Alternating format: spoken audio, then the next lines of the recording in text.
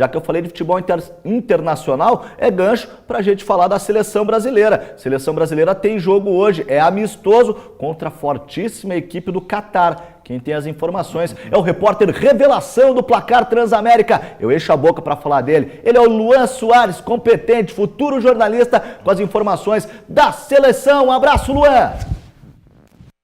Fala, Destre, tudo certo? Um forte abraço para você, para o professor Silas e para todos os amigos que acompanham o Placar Transamérica de hoje. Chegando com as informações da seleção brasileira. A amarelinha entra em campo hoje contra o Catar no amistoso internacional no estádio Mané Garrincha, em preparação para a Copa América nesses dois últimos amistosos.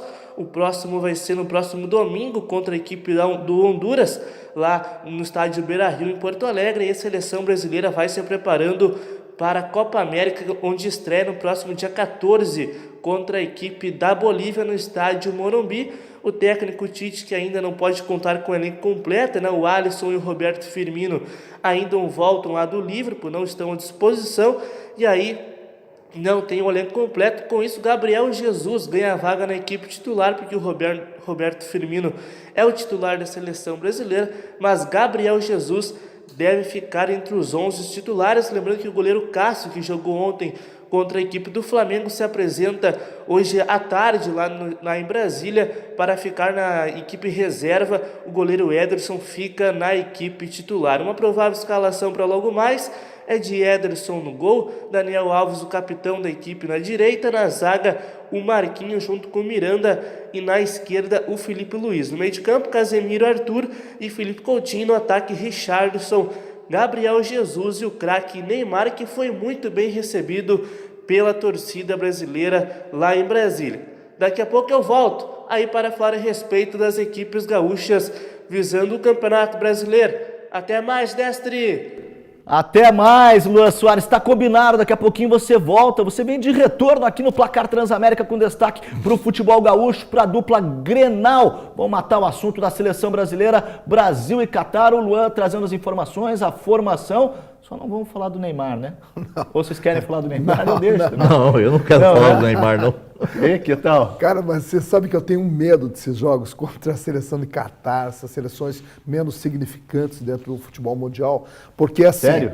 Tenho porque se você perde para uma seleção dessa... É pau. Cara, é pau. E se você ganha, você não fez mais do que obrigação.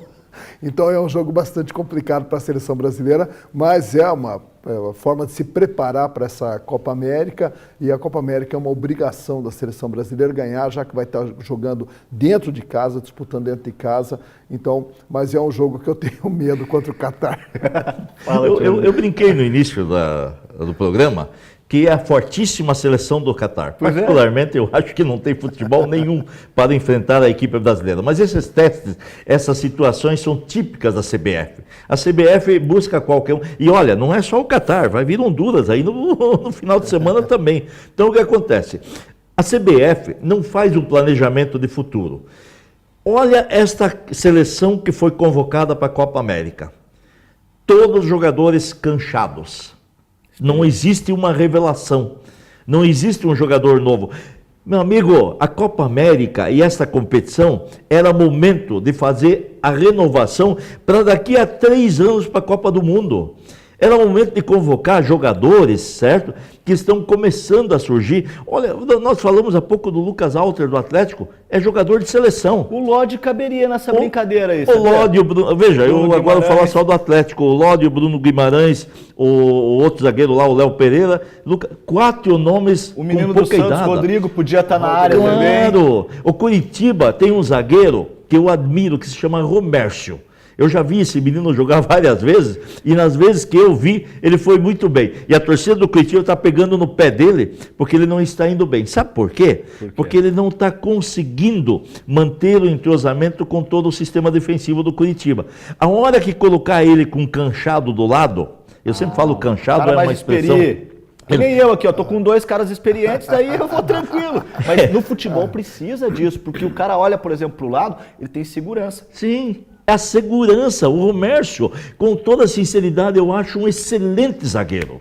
Agora, me desculpa, Zé, mas a verdade é a seguinte, concordo plenamente, inclusive quando saiu a convocação dessa seleção, eu até falei, é a convocação da insegurança, sabe? Então, não é o momento de tentar alguma coisa nova, é o momento de se preservar, é a convocação do medo, é o medo do Tite perder o emprego, é o medo de mais um fiasco, é uma seleção que ela foi convocada pela insegurança e pelo medo e não pela ousadia, pela coragem, pela vontade de fazer alguma coisa melhor. Uma frase só: falta de ousadia e de respeito com o futuro do futebol brasileiro.